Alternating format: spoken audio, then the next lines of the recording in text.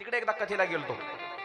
तिकडे एकदा कथेला गेल्यावर असंच मुक्कामाचं ठिकाण ज्या ठिकाणी होतं, एक शेजारची ताई आली आणि तिला विचारलं, नावं कशी असतात पहा, खाण्याच्या वस्तूचे नावं किती सुंदर असतात, किती गोड असतात. तिने विचारलं, महाराज तुम्हाला नाश्त्याले काय चालेल? आता मी बी इकडची विदर्भाची भाषा शिकलो थोडी थोडी. नाश्त्याले काय चालेल म्हणजे शेवटच्या अक्षरावर मात्रा लावायची. नाश्त्याले काय चालेल? म्हणलं ताई काही चालेल ना, तुम्ही द्याल ते खाऊ. म्हणजे महाराज तुम्हाला रजनीगंधा चालेल का? रजनीगंधा चालेल का? डोक्यामध्ये मुंग्या झाल्या माझ्या. रजनीगंधा म्हणलं की रजनीगंधा खायचा प्रकार. म्हणलं चालेल ना ताई. मी तरी सागरकडे पाहिलं आमच्या. सागर हो म्हणू का नाही? सागर म्हणला महाराज येऊ द्या, तुम्ही खा की न खा आम्ही खातो. हा, दुसऱ्या दिवशी त्या ताईनं रजनीगंधा आणला. रजनीगंधा काय असेल?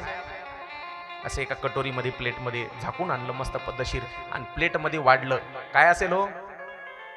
शिळ्या भाकरीचे तुकडे. हा हा, रजनी ऐक सांगा, सांगतो ना त्याचा अर्थ सांगतो. रजनी म्हणजे रात्र आणि गंध म्हणजे वास येणारा ते पदार्थ. रात्रीच्या पोळ्या उरलेल्या त्याला. बरं, दुसरी एक ताई आली लगेच. हा, ती म्हणली महाराज मी काय आणू तुम्हाला नाश्त्याले? म्हणलं काही चालेल ना ताई, काही पण आणा ना. ती म्हणली मी शृंगारदाणे आणू का? काय म्हणली ती? शृंगारदाणे. हा नवीनच पदार्थ आहे भाऊ, आपल्या मराठवाड्यात कधी आयुष्यात खाल्ला नाही आपण बाप जन्मी. म्हणलं सागर कसं करायचं? म्हणलं महाराज येऊ द्या, जे असेल ते येऊ द्या, आम्ही आहेत ना. आमचा सागर श्याम एक लक्षात आलं का तुमच्या? हे जे तिघही बसलेत काय, या तिघांचेही नाव उगाच माझ्या डोक्यात कधी काही येते. या तिघांचे नाव यस वरून सुरुवात होतात. श्याम, आता माझ्या बायकोचं नाव माहितच आहे तुम्हाला, आणि ते पलीकडा मेवना सागर. सागर, सोनालीन, श्याम तिघांचे नाव यस वरून सुरू होतात. हे म्हणले महाराज यस येऊ द्या. शृंगारदाणे. दुसऱ्या दिवशी काय आणलं असेल? अशी कटोरी, त्याच्यावर मस्त उलनचं असं वस्त्र झाकलेलं, प्लेटमध्ये आणून वाढलं. रात्रीचा भात फोडणी देऊन आणला होता माहिती ना.